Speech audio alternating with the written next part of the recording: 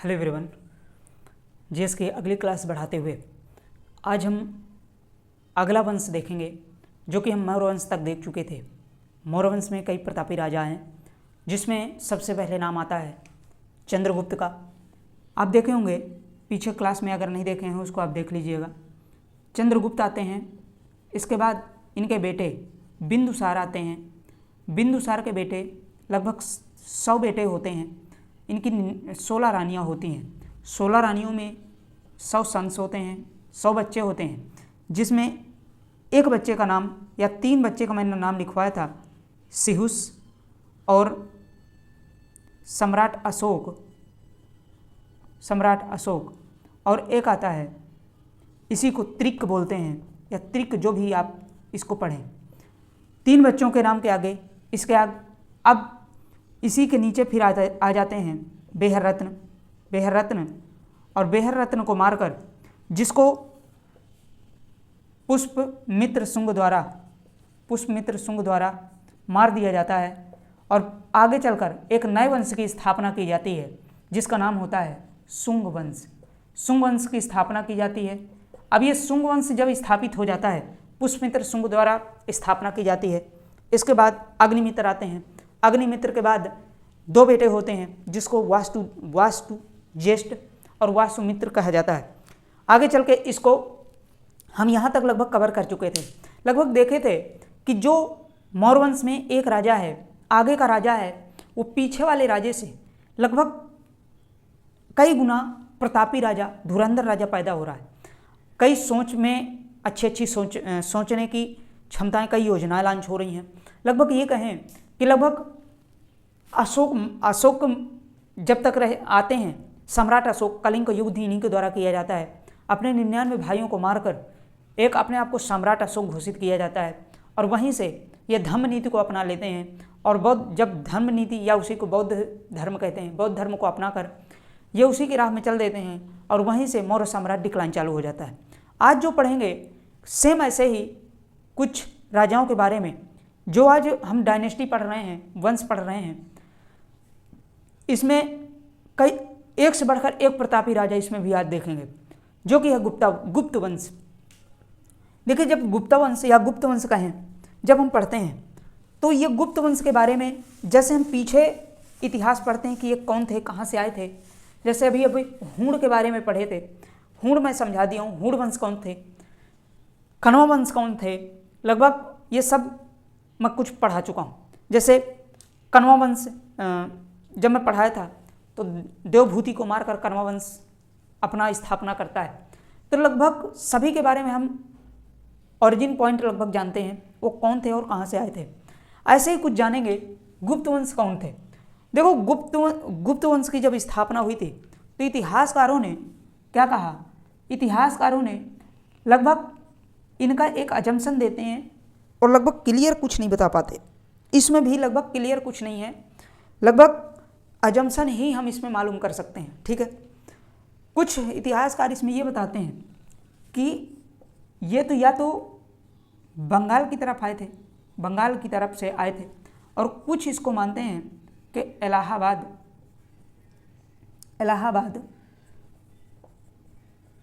Allahabad reason से आए थे। ठीक है, या तो इलाहाबाद रीजन को कुछ मानते हैं, कुछ तो वेस्ट बंगाल की तरफ से मानते हैं। इसलिए मानते हैं क्योंकि ये जो गुप्त वंश थे, इनमें 2 बुकों से हमें जानकारी मिलती है, जिसका फर्स्ट का नाम है देवी चंद्रगुप्तम, देवी चंद्रगुप्तम, और दूसरी है मुद्रा राक्षस। 2 बुकें ये ऐसी बुक्स हैं या ऐसी लगभग किताबें हैं जिनको हमें गुप्त वंश के बारे में पूरी जानकारी मिलती है। जब गुप्त वंश इन बुकों से पहले, अगर मान लीजिए इन बुकों से हम अगर जानकारी ना लें तो हमको और 2 जानकारी मिलती हैं, जिसका नाम है, या कहें शिलालेखों से हमें भी इसके बारे में जानकारी मिलती है कि किस रीजन से आए होंगे। तो पहला जो है वो दिल्ली के महरौली शिलालेख और इलाहाबाद के शिलालेख, इलाहाबाद के शिलालेख। ये 2 शिलालेखों से भी हमें गुप्त वंश के बारे में जानकारी मिलती है। या कहें कि ये 2, अगर हम 2 बुकों के बारे में अगर हमें जानकारी नॉलेज नहीं है तो हमें इन शिलालेखों से भी हमें ये पता चलता है कि लगभग ये बंगाल की तरफ से या इलाहाबाद के रीजन से लगभग आए थे। जब मगध में इनका साम्राज्य हो रहा था तो जब ये मगध में अपना प्रचार प्रसार या इस्टेब्लिश कर रहे थे अपने वंश का, इनका वंश इतना तेजी से बढ़ रहा था, लगभग ये एक व्यापार वंश थे। ये मानिए जैसे हम अभी मौर्य साम्राज्य पढ़े थे, मौर्य साम्राज्य में मैं बताया था कि लगभग ये ब्राह्मण डायनेस्टी थी, ब्राह्मण वंश थे, पूरे ब्राह्मण जाति से बिलोंग करते थे। ऐसे ही जब मैं गुप्त वंश हम पढ़ते हैं, गुप्त वंश ये वैश्य डायनेस्टी से या वैश्य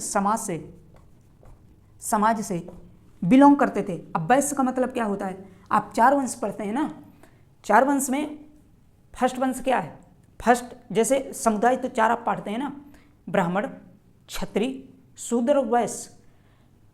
तो देखिए वैश्य वो होते हैं जैसे आप आज के समय पे कहते हैं व्यापारी वर्ग, वैश्य व्यापारी वर्ग को वैश्य कहा जाता है, ठीक है।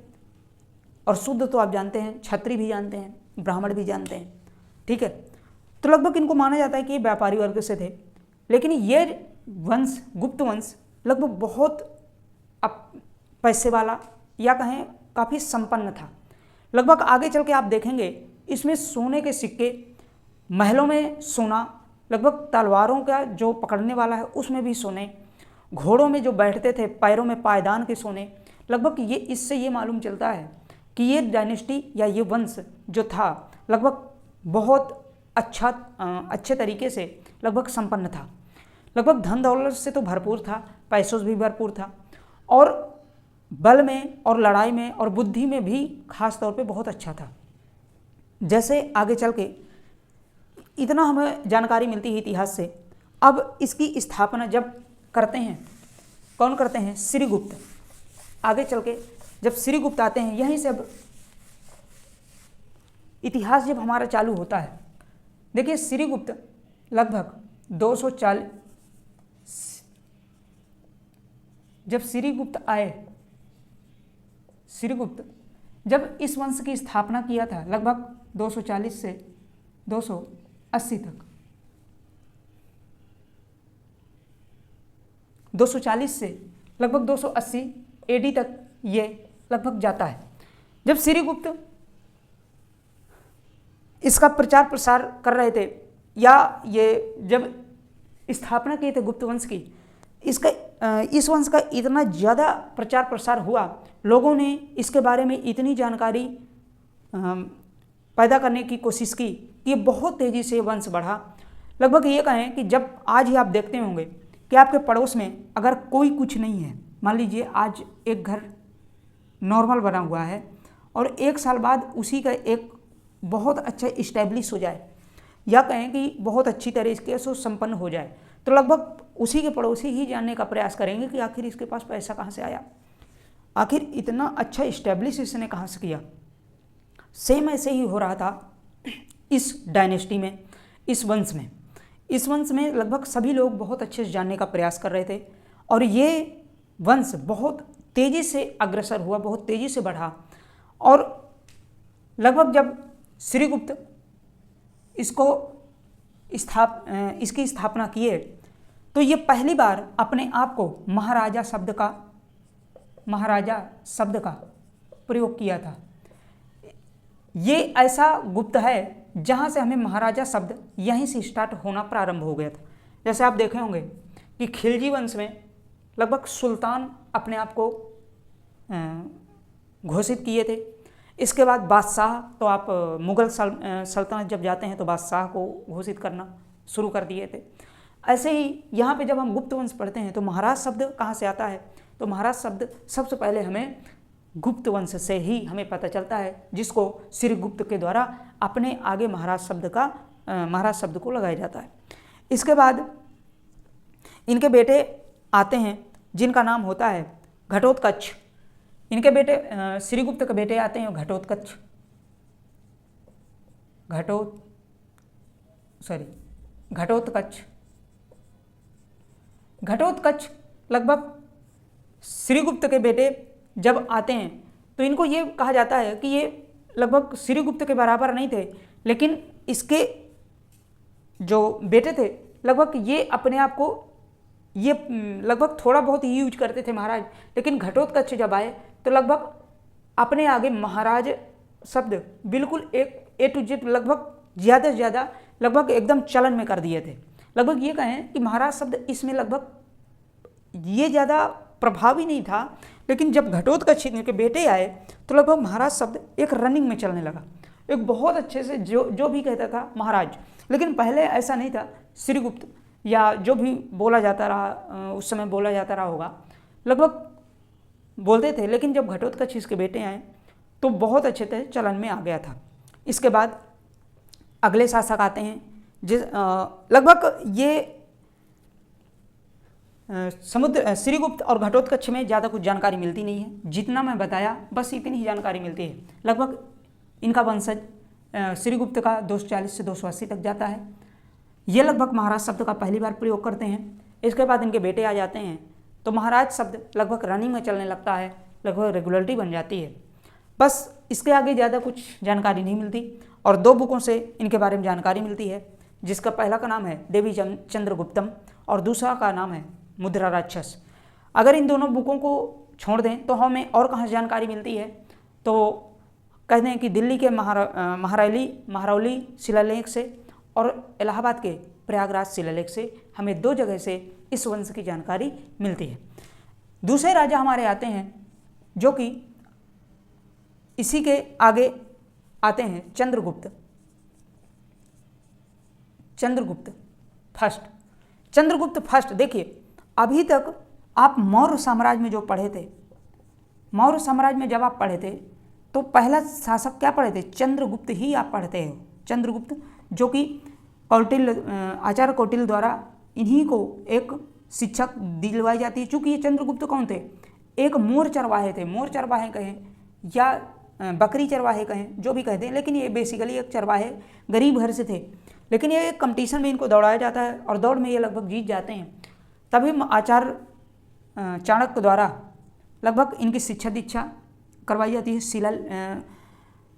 लगभग तक्षशिला विश्वविद्यालय में। और इनके बेटे आते हैं फिर बिंदुसार, ऐसे ही हम राजा पढ़ते हैं। लेकिन वहाँ पर केवल चंद्रगुप्त थे, यहाँ पे हैं चंद्रगुप्त फर्स्ट। ये आप कंफ्यूज मत होना, चंद्रगुप्त फर्स्ट आते हैं। अब चंद्रगुप्त लगभग इनका कार्यकाल होता है 320 से लगभग 330 तक, 320 से लगभग 330 तक चलता है इनका कार्यकाल। लगभग ये कहें कि देखो 240 से 280 तक तो गया था इनका कार्यकाल, लेकिन अब 320 लगभग 20 इधर 40 साल कहाँ गया, तो लगभग 40 साल इनके बेटे घटोत्कच लगभग शासन किए थे। इनके बाद आते हैं चंद्रगुप्त फर्स्ट। अब देखिए चंद्रगुप्त फर्स्ट ये लगभग श्रीगुप्त से और बलशाली राजा। ये लगभग चंद्रगुप्त फर्स्ट, ये तो देखिए फाउंडर तो थे, गुप्त वंश के फाउंडर तो क्या थे, श्रीगुप्त थे। लेकिन ओरिजिनल फाउंडर लगभग चंद्रगुप्त को ही माना जाता है। क्यों माना जाता है, क्योंकि जब आप जैसे वही बात हो गई ना, जैसे आप खिलजी वंश में पढ़ते हो, गुलाम वंश में स्लेव डायनेस्टी में जब आप पढ़ते हो तो कुतुबुद्दीन ऐबक तो गुलाम वंश के संस्थापक हैं, लेकिन ओरिजिनल किसको माना जाता है, इल्तुतमिश को। इल्तुतमिश ऐसे ही यहाँ पे होता है। श्रीगुप्त तो गुप्त वंश के हैं, लेकिन ओरिजिनल गुप्त वंश को माना जाता है, क्योंकि ये ऐसे राजा हैं जो कि एक टैक्स नॉर्मल तरीके से लेते हैं, अपने आर्मी को बहुत अच्छी तरह से रखते हैं। चूँकि ये लगभग सोच में और युद्ध में सभी में बहुत अच्छे प्रतापी राजा, बहुत धुरंधर राजा थे। एक बार इनके ऊपर श्रीलंका इनके ऊपर आक्रमण करता है। थोड़ा सा 2 मिनट।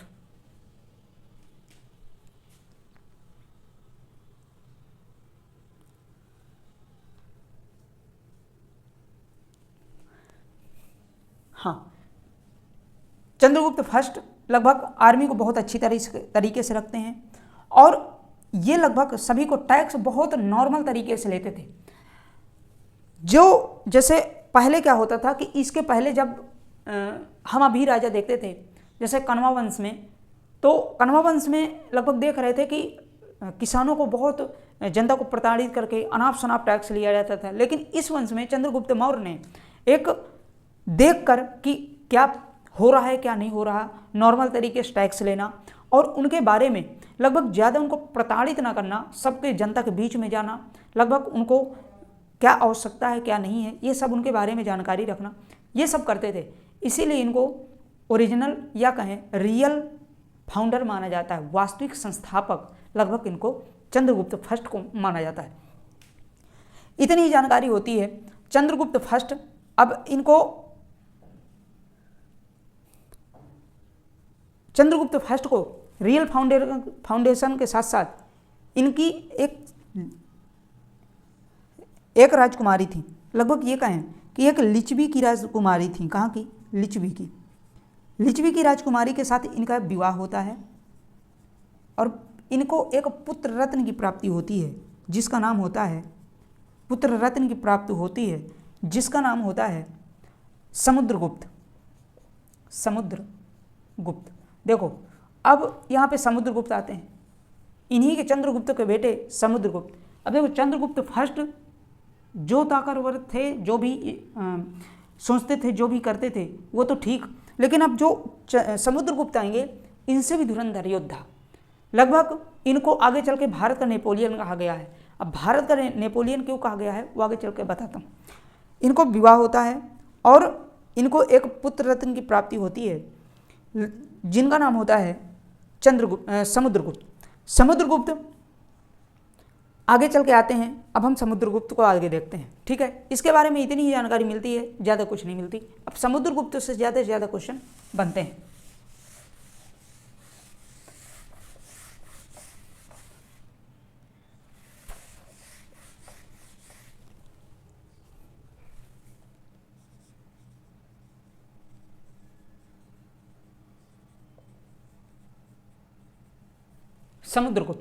समुद्रगुप्त का जो कार्यकाल होता है ये लगभग 330 से 380 तक जाता है, लगभग 330 से 380 तक लगभग इनका कार्यकाल जाता है। देखो समुद्रगुप्त जब आते हैं तो इनके कार्यकाल में काफ़ी युद्ध हुए, बहुत, सबसे ज़्यादा लगभग श्रीगुप्त के बारे में, घटोत्कच के बारे में और इसके आगे चंद्रगुप्त फर्स्ट के बारे में जो हम पढ़ते हैं, ज़्यादा कोई युद्ध नहीं पढ़ते, एक दो नॉर्मल तरीके से युद्ध होते हैं और उनको में ज़्यादा कोई प्रभाव नहीं होता। लेकिन पैसों की वजह से गुप्त वंश जो हमारी डायनेस्टी थी, पैसों की वजह से या कहें धन की अगर दृष्टिकोण से देखें तो काफ़ी अच्छी संपन्न वंश था ये, बहुत संपन्न, लगभग सोने के यहाँ पे सिक्के चलते थे। आगे चल के 6 सिक्के के बारे में बताऊँगा, उससे अभी हमको ये इतिहास पता चलता है कि लगभग बहुत अच्छा इसमें संपन्नता थी, लगभग कोई कमी नहीं थी। जब समुद्रगुप्त आते हैं, समुद्रगुप्त के बारे में बहुत कुछ हम जानने को मिलता है हमको। सबसे पहले इनको भारत का नेपोलियन कहा जाता है। भारत का नेपोलियन इसलिए कहा जाता है, एक बार इनके ऊपर श्रीलंका के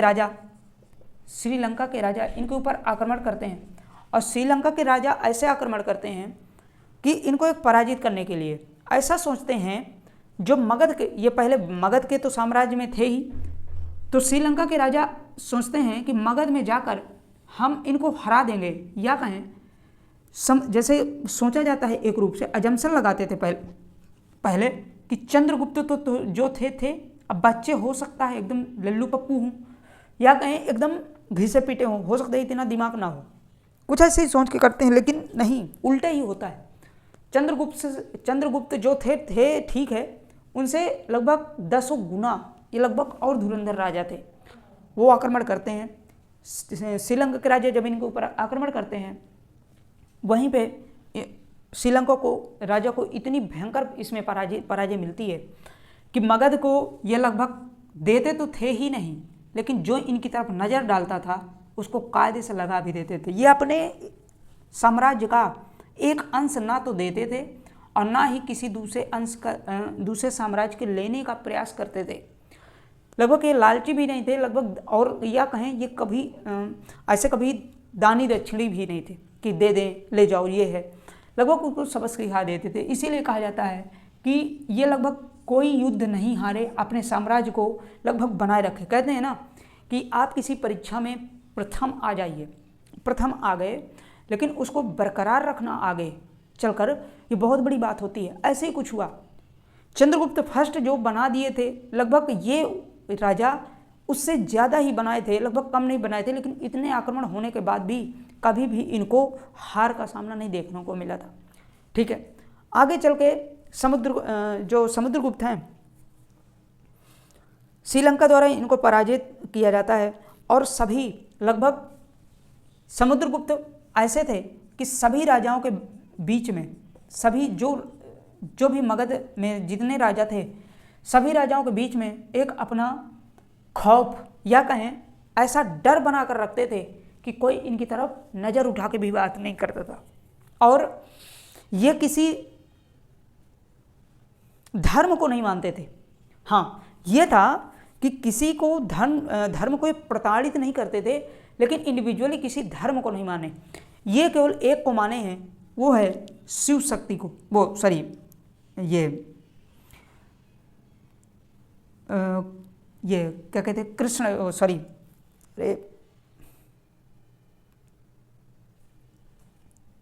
यह चक्र में विष्णु भगवान को, केवल ये विष्णु शक्ति को केवल ये मानते थे।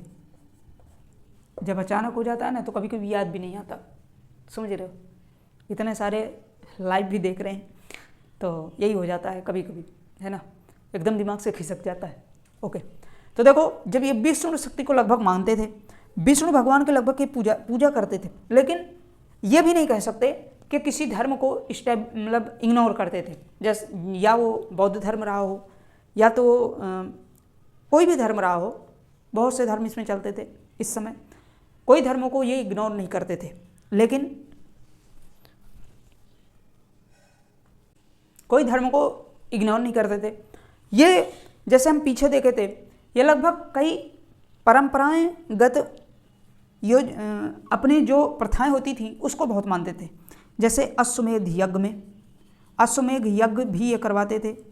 लगभग बलि में, जैसे पहले पीछे आप देखे होंगे, अश्वमेध यज्ञ, बलि हो गया, और कई ऐसी प्रथाएं हो गई जिसमें ये बहुत अच्छी तरह से विश्वास लगभग करते थे और लगभग सबको इजाज़त देते थे करने के लिए। इन्हें आगे चलकर कविराज का भी टाइटल मिला है। कविराज का टाइटल इसलिए मिला है कि कोई अगर राजा या कोई आम आदमी या कोई भी इंसान इनके सामने अगर बोल देता था किसी वर्ड में, ये तुरंत लगभग उसको पोएट्री में, लगभग कविता में कन्वर्ट कर देते थे। इसलिए इनको कविराज भी कहा गया है। समुद्रगुप्त को लगभग कविराज भी इनको टाइटल मिला हुआ है, कविराज का भी टाइटल इनको मिला हुआ है। कविराज का टाइटल मिलने के साथ ये सभी लगभग धर्मों को लगभग मानते थे और इनके 6 सिक्कों से लगभग इनके 6 सिक्के इसमें प्राप्त होते हैं लगभग इस गुप्त वंश में, जिसको 6 सिक्कों में आपको ये पता चलता है कि ये कैसी वंश था और किस प्रकार का था। लगभग आज भी आप देखते होंगे कि जैसे हमारे आज सिक्के चलते हैं, ये 200 साल पहले अगर ये सिक्कों को आज हम देखेंगे जो आने वाले हैं, लगभग उनको लगभग इतिहास को पता चल जाएगा। जैसे आज नींव की बाँव और रानी का स्तूप, ये सब जैसे नोटों में बने हुए हैं, या नोट छोड़ दीजिए, आप 5 के सिक्के में देखो, 5 के सिक्कों में ऐसे ऐसे कुछ डिजाइनें बनी हुई हैं जो कि उस समय के बाद ऐसे कुछ प्रारूप किया जा सकता है, मालूम किया जा सकता है कि लगभग उस समय ये कुछ यूज करते थे। वही समय आज बनाया जाता है जब आज हम कर रहे हैं, जो आज हमारे रनिंग में है उसी को इस्टेब्लिश किया जाता है। ऐसे ही कुछ पीछे के जो सिक्के हैं कुछ 6 प्रकार के हैं और 6 प्रकार के सिक्के कुछ इस प्रकार के हैं। पहला सिक्का ये है, 6 सिक्कों में कुछ इस प्रकार के सिक्के हैं। देखो 6 सिक्के, इस डायनेस्टी में हमें 6 सिक्के ही लगभग मिलते हैं। 6 सिक्के मेरे साथ आप बनाते जाएंगे। फर्स्ट है, सेकंड, थर्ड, फोर्थ, फिफ्थ और सिक्स। फर्स्ट है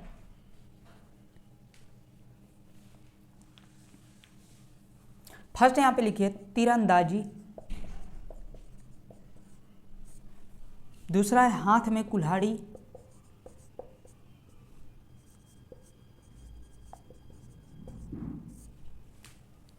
तीरंदाजी, हाथ में कुल्हाड़ी। तीसरा है गरुड़ ध्वज। गरुड़ ध्वज। चौथा है शेर का संहारक।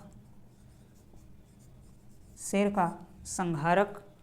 चौथा आ जाता है अश्वमेघ।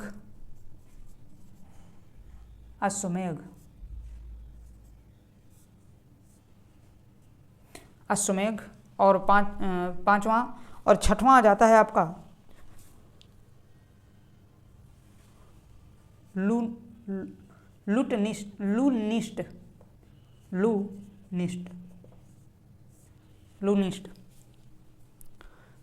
कहीं कहीं लूनिस्ट लिखा हुआ है और कहीं कहीं लूटनिस्ट लिखा हुआ है, ठीक है, इसमें कंफ्यूज मत होना। लूटनिस्ट और लूनिस्ट कोई भी वर्ड इसमें आ सकता है। इससे ये पता चलता है कि लगभग ये जो वंश था लगभग काफ़ी संपन्न था। देखो इसमें ये भी मिलता है, लगभग तीरंदाजी भी होती इसमें रही थी। समुद्रगुप्त ऐसे माना जाता है कि लगभग ये तीर चलाने में और कई ऐसे हथियार चलाने में कई ऐसे चपलता जैसे चलाते थे। कई ऐसे लोगों को ऐसे ये टारगेट करते थे कि लगभग एक ही देख में उसको लगभग मार देते थे। जैसे आप देखे होंगे पृथ्वीराज चौहान को जब मैं पढ़ाया हूँ, लगभग आप देखते हैं कि पृथ्वीराज चौहान पहले ऐसे राजा थे जो कि उनको शब्दभेदी बाण चलाने आता था। इसके बाद कोई ऐसे हिंदुस्तान में राजा नहीं हुए जो कि शब्दभेदी बाण सिर्फ सुन लेते थे और सिर्फ टारगेट करते थे। सुनकर टारगेट करना सिर्फ जैसे हमारे पृथ्वीराज चौहान में था, ऐसे ही इसीलिए तो मारे थे किसको? मोहम्मद गौरी को लगभग उनको मार दिए थे। इसमें पहले सिक्के में क्या है? तीरंदाजी का मतलब है तीर को बहुत अच्छी तरह से चलाना जानते थे, लगभग कहें बहुत अच्छी तरह से।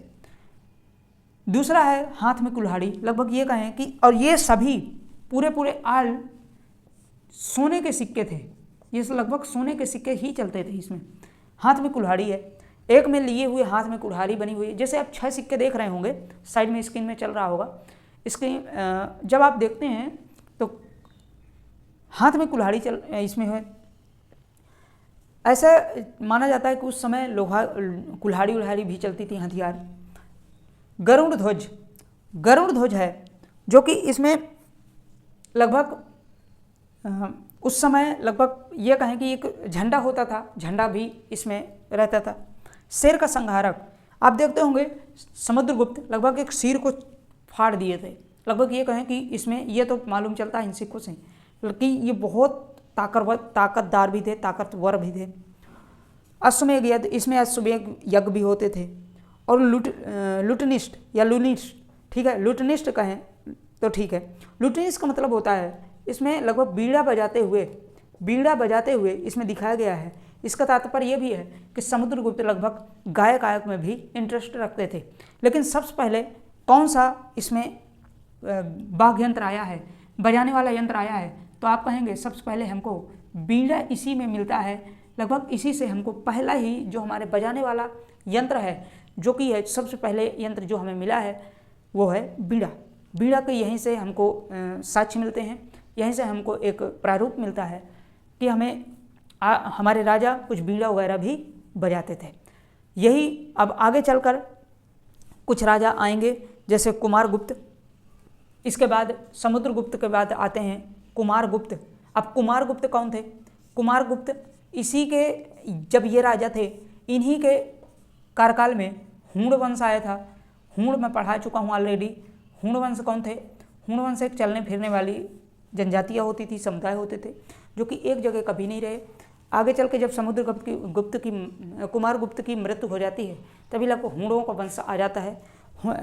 इसके बाद कुमार गुप्त के बाद स्कंद गुप्त आते हैं। स्कंद गुप्त आते हैं। आगे चल के स्कंद गुप्त के बाद यहीं से पतन चालू हो जाता है। अब देखिए पतन क्यों चालू हो जाता है, इसलिए क्योंकि ये लगभग ज़्यादा बलशाली राजा नहीं थे स्कंदगुप्त। लगभग वहीं से पतन, आज आप भी देखते होंगे कि जहाँ से लगभग कोई कमज़ोर पड़ जाता है वहीं से उसका डिक्लाइन चालू हो जाता है, यहीं से पतन चालू हो जाता है। आगे चल के फिर यहीं से इसका डिक्लाइन चालू हो जाता है। और इससे कोई बनने वाले क्वेश्चन लगभग क्या बनते हैं, इसमें कितने सिक्के लगभग सिक्कों का सच प्राप्त होता है। तो फर्स्ट क्वेश्चन है कितने सिक्कों का, तो लगभग 6 सिक्कों का। समुद्रगुप्त को और किस नाम से जाना जाता है, तो इसको 2 और उपाधियां दी गई थी, जिसको भारत को नेपोलियन और कविराज को कविराज भी कहा जाता है। इसमें इसका कार्यकाल कब से कब तक था, 330 से 380 तक था। समुद्रगुप्त को नेपोलियन क्यों कहा जाता है, क्योंकि ये कभी युद्ध नहीं हारे थे, हमेशा एक विजयी रहे या पराक्रमी राजा थे, इसीलिए इनको नेपोलियन कहा जाता है। शेष और इसमें सबसे पहले कौन सा वाद्य यंत्र मिला, बजाने वाला कौन सा यंत्र मिला था, तो बीड़ा मिला था, जिसको आज आप सरस्वती भी देखो, उस समय भी बीड़ा चलते थे, आज भी बीड़ा चल रहा है, तो इसका मतलब काफ़ी दिन से बीड़ा उड़ा चल रहे थे। ठीक है, तो ऐसे कुछ ये आते हैं। इसके बाद यहीं से हमारा गुप्त साम्राज्य से ख़त्म होता है। इसको आप नोट डाउन कर लेंगे। देखिए मैं जैसे अब करवाता हूँ वैसे आप लिखते जाया करिए। जैसे मैं देखिए बोर्ड में लिखता हूँ, मैं बोलते भी जाता हूँ, जैसे आप ये लिखा हुआ है, कुछ भी लिखा हुआ है, जैसे मैं बोलते जाता हूँ वैसे आप भी करते जाएँ, ज़्यादा सही लगेगा। Okay, thank you so much.